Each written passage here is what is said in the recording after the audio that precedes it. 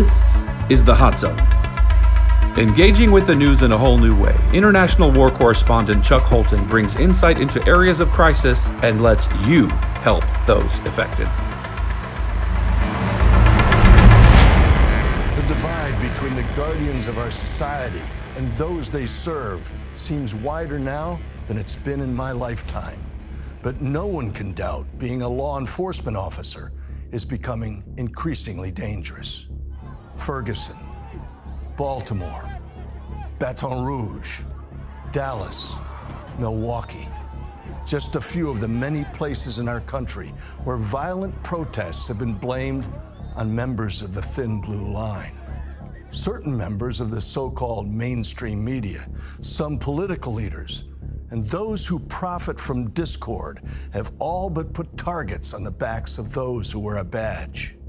Milwaukee Sheriff David Clarke has spent his entire 38-year career in the cause of justice. By any measure, he's an American hero, and he tells it like it is. When you look back at the time that I was growing up, Milwaukee was a middle-class city, a lot of industry, a lot of jobs, a lot of well-paying, family-supporting jobs. And then when the industrial economy started to leave, replaced by the tech age or the information age, all that industry went away. Milwaukee became a Rust Belt city. So you're losing all this, that's the middle class. That's the foundation of a strong community, a strong society. And that's been replaced, especially in the black community, by the single parent household, and all of the things that have fallen off from that have been devastating for Milwaukee. So what that meant was we were putting more on the backs of the police. When I started in policing compared to today, it was easy. And you didn't see it as easy back then, but it was because you had a more stable community. The police were seen as, guardians and protectors. The officers knew the people in their squad area, their beat area, if they walked the beat, even in a patrol car. So there was a connection. There was a familiarity. You didn't have the single parent ratio that we have today. 70% of black kids are born into a single family home, 70%. When I grew up as a kid, first of all, you know who my first authority figure was? My dad. And my dad demanded discipline of me. Demanded. He didn't ask for it. Demanded it. He taught me how to respect authority. So when I left the house during the day and I went to school, in grade school, you know who became the authority figure? The teacher. They were an authority figure. And so when I looked, I saw my dad. I said, that's the authority figure. These young kids don't respect their parents, don't respect teachers at school, don't respect other adults in their lives as authority figures. Now they run up against the ultimate authority figure, the cop. And when that meets that undisciplined young kid with no respect for authority, meets that authority figure in the form of a uniform and a badge, the uniform's got to win. I'll tell you why, because we are on the front lines of order and liberty. We have to enforce the law. We can't back down. Teachers back down now, and the kid sees that. He says, teacher, they'll curse the teacher out in the classroom. All right? They'll do the same thing on the street. So we have to win. We have to win because ordered liberty is at stake. The cops make millions of stops a year across the country. Traffic stops, field interview stops. They go to calls for service. Millions. Rarely do they have to use force. Very rarely. It is an aberration when they have to use deadly force. This is a rare occurrence. Now it's been heightened and magnified by the media. This is a breakdown of the underclass society. But that's the heavy lifting. It's easier to just slam the police. We're on the front lines. We're the most visible symbol of government in the community. It's not the elected official. They're rarely seen, right? Cops are there every day. Cops have to deal with some unpleasant things for people, so we're an easy target. Whose lives matter? Black lives matter! Whose lives matter? Black lives matter! This is a political construct. This has nothing to do with black lives. It's an ideology. It's a dangerous, hateful, destructive ideology. And it is a very anti-police ideology. Pigs in a blanket, fry like bacon. Pigs in a blanket, fry like bacon. These are purveyors of hate toward the American police officer. Our city is taking our streets back. Your badges no longer scare us. Our city is behind us. Hey, Baltimore! Let me Hey, Baltimore! This is now being presented as the symbol of the new civil rights struggle. Compassion for criminals. We've gone from Rosa Parks, who was an icon in the civil rights struggle, Emmett Till, Dr. Martin Luther King, and others.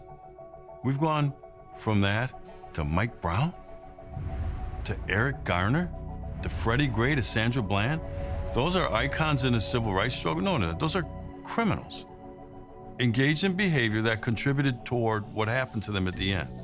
That's what bothers me more, is that, wait a minute. No, we've come a long way in the civil rights struggle. There was a time, and it wasn't that long ago, it was difficult for blacks to vote. There's an ugly chapter in this country. We don't have that anymore. What can we do to keep this going, this civil rights struggle, as a political construct? So now you got to resort to criminals. And I say, man, how did we fall this far this fast? From Rosa Parks to Mike Brown. The only way you know about this movement or what they claim is happening is through the media. The media knows better. This stuff has all been debunked. That we kill more young black males in police interactions than any other race. It's not even close. It's not even close. If it were close, I'd say, well, it's a coin flip. By a 2-to-1 margin, more white males are killed in police interactions than black males. 2-to-1. It's not even close. The media's role really should be responsible reporting. Look at the data, look at the research, and say, hey, they're making this claim, but it's all emotion. I understand it's the emotion out of these things. But here's what the research shows. They won't print that, then they won't tell that side.